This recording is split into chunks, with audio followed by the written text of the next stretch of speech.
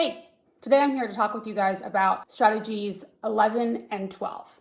11 is asking the child to spy on the targeted parent, and 12 is asking the child to keep secrets from the targeted parent. So I grouped these together as I have with some of them in the past because they basically involve all the same elements and they affect the same components in the targeted parent and child relationship. Both 11 and 12 cause a great deal of emotional and psychological distance between the targeted parent and the child, because what the favored parent is doing is essentially saying to the child, we are a team and targeted parent is an outsider.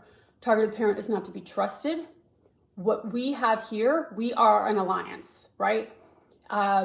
And it also creates although unauthentic, it creates a sense of closeness between the child and the alienating parent. I was just watching a Craig Childress video. If you haven't looked him up, it's worthwhile. He's got, I can't even tell you how many videos out there. If you go to PAD Childress, like child, RESS, on YouTube, there are some there, and then there's some at Parental Alienation. It's another channel. There's a bunch of them on there. Just look up Dr. Craig Childress. And he was talking about the family systems. The normal family unit is the parents are in the hierarchy, they're above, and then you've got child or children below. And what happens when two parents split up, if everything's copacetic and everybody gets along, then it's fine. And if not, if there is the dysfunction, as you have in parental alienation, then the child initially gets triangulated there, right? So they're in the middle, right? They're bouncing back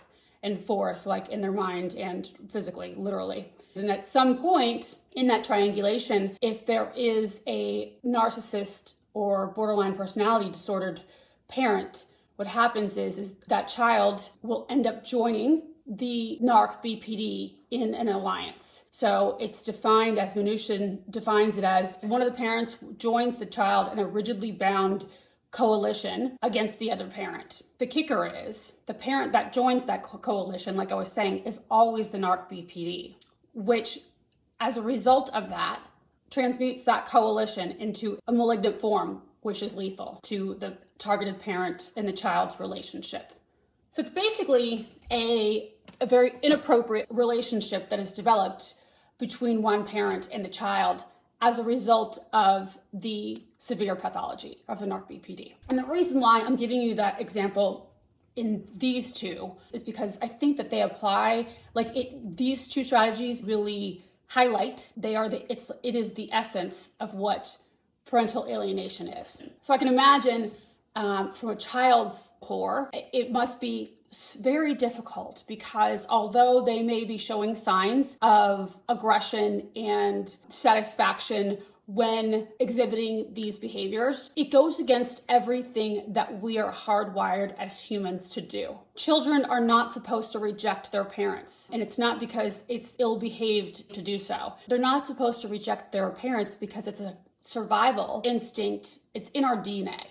And not just their DNA being the other parent, but just what they're hardwired to do, how they function and how we are supposed to, as humans, function, right?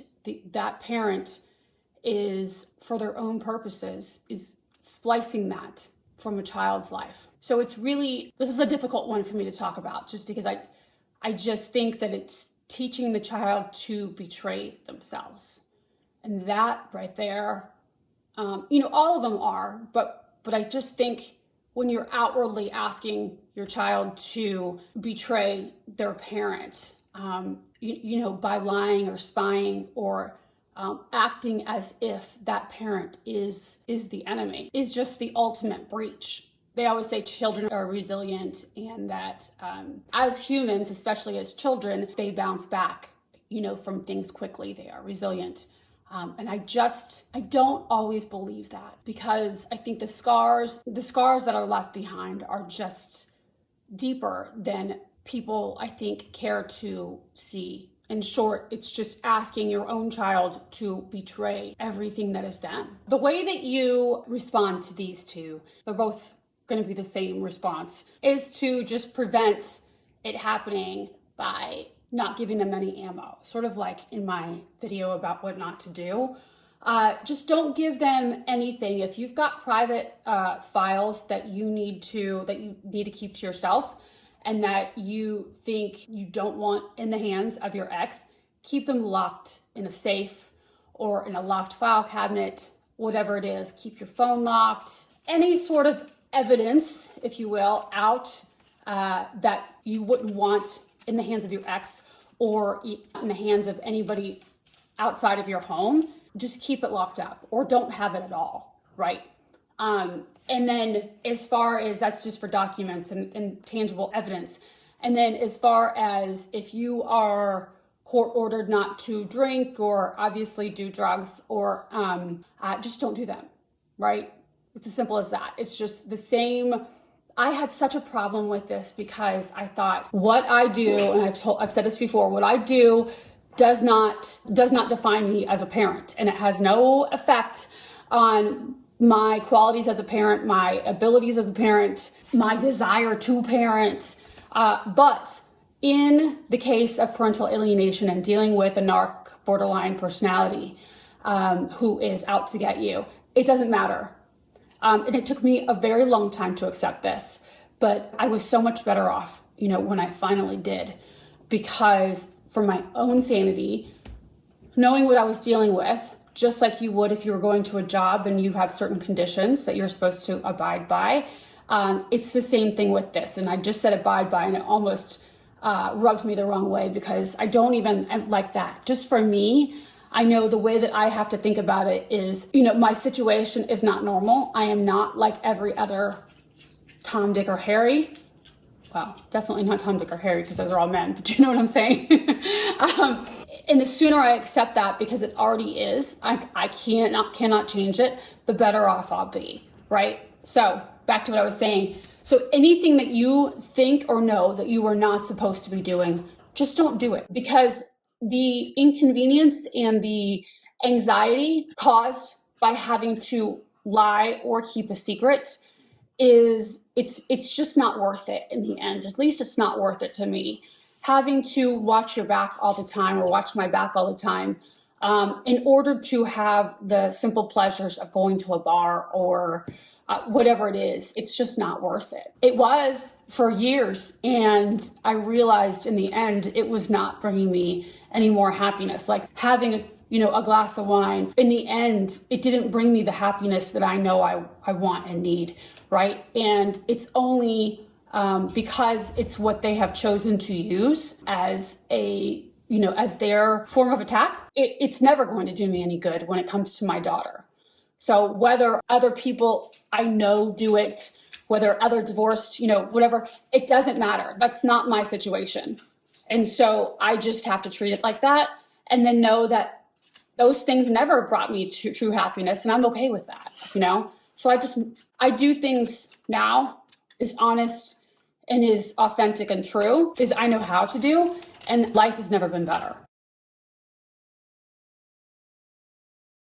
So I just went off on a rant again.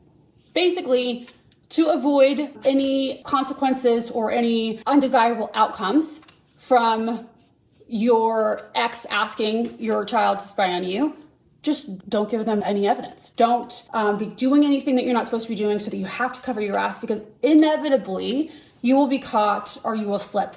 Because if you've got an obsessed alienator like I do, I promise you, they will not sleep in order to try to find out where you are or what you're doing. So just don't do it.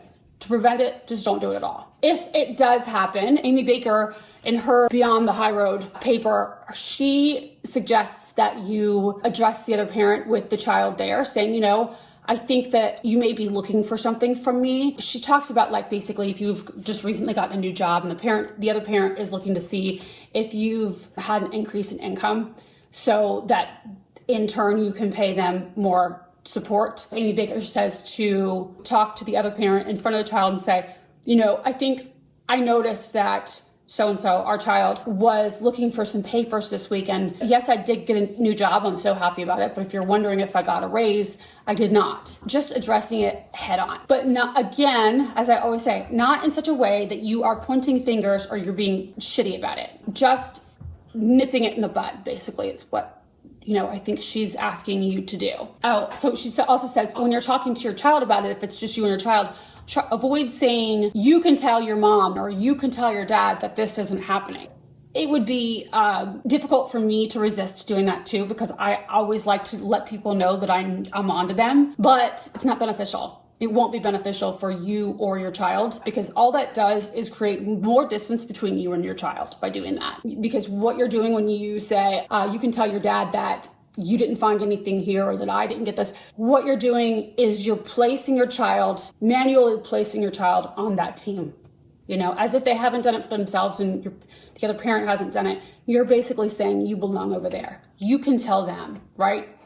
So don't do that if you can at all avoid it.